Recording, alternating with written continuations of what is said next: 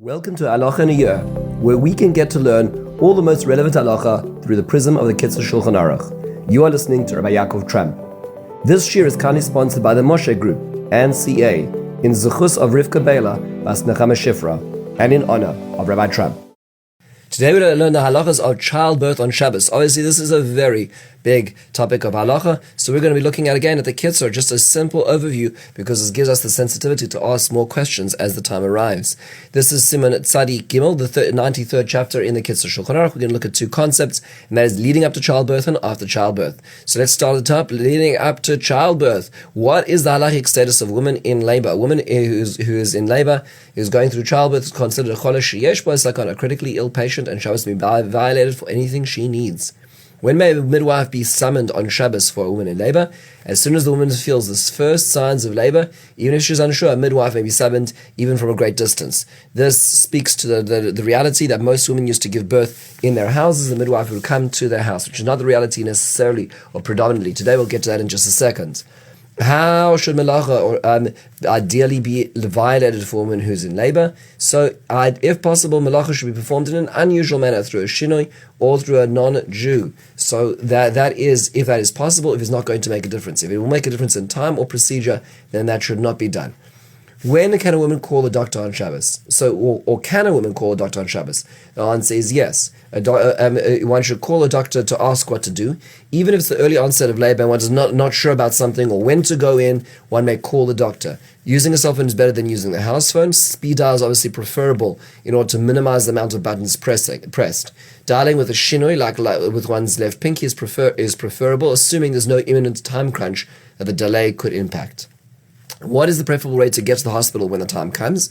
So it is best to use a non-Jew to get there. There are multiple ways of doing this. Uber actually is not the ideal option, since you have to start playing around with address and details, which involves a lot of screens and button hitting and keeping the phone and while waiting and driving. So a pre-arranged car service is actually preferable. One can call up a local car service, add a card to the file, figure out what the cost is to the designated hospital, and then it's just a one call, and then everything is taken care of. One cannot, or would leave, or one is not able to leave one's card and file, or they don't accept prepaid coupons. One can leave the exact amount of money. Call before Shabbos, work out the exact amount of money, and put it into an envelope in the outside pocket of the hospital bag, and ask the driver to remove it when the ride is complete.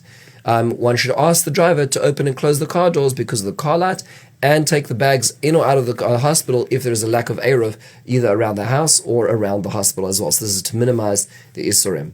When is a woman technically classified in childbirth for full-blown for chilul Shabbos? So either when she's on the birthing stool, or there's a flow of blood, or she's too weak to walk on her own, or if she had a previous miscarriage as well. So these are circumstances that will trigger the full level of pikuach nefesh.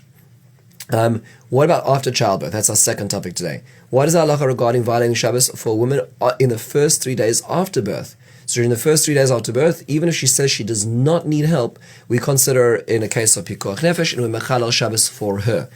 What is the rule for the fourth day onwards? So from the 4th to the 7th day, if she says, I need something, we violate Shabbos for her. If she does not say she requires it, it may not be violated. How are these days counted? So we count them not 24-hour periods, but the actual day unit. So for instance, if Wednesday late afternoon she gives birth, and then Shabbos is considered out of those 3 days, because the first day is Wednesday, then Thursday, then Friday. Shabbos is already out of those 3 days.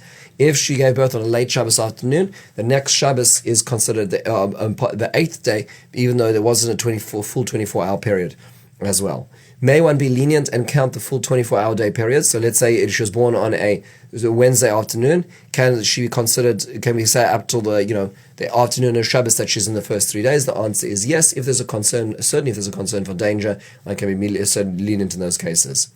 What is the rule after 7 days? So from 7 days to 30 days, we consider a woman a cholesh she'ein bo sakana. Of course, under normal circumstances, it wasn't high risk and so on, but then we can ask melacha to be done through a non-Jew, but not directly for her as well. Any exceptions? The answer is yes. If from the day 7 till day 30 she feels cold, even a Jew may light the fire or switch on the heat for her, because in that case we consider her cholesh sheyesh bo sakana regarding that specific issue. What may be done for a newborn infant on Shabbos? Infant may be washed, the umbilical cord cut, the limbs may be straightened, all the needs of the baby may be attended to during this period of time. What's the halacha of a premature infant born on the 8th month? So in the times of the Gemara, this was considered as a non-viable fetus, and therefore when the child was born, it's considered that it would die, so one may not move or touch that child. We may nurse it to relieve it, to disengorge herself. But today, thankfully, we live in a time with medical technology that children born even much more prematurely are able to survive, and so therefore we treat that child with the same level of pikuach nefesh as well. The important question which people sometimes ask is, can I call home to tell the parents on Shabbos about the childbirth, just to leave a message? The answer is no, one shouldn't ask a non-Jew to do that as well. There's no tzarech for this. Just enjoy the time and enjoy that special moment until after Shabbos, when everything becomes crazy once again. And with this we conclude. Have a wonderful and meaningful day.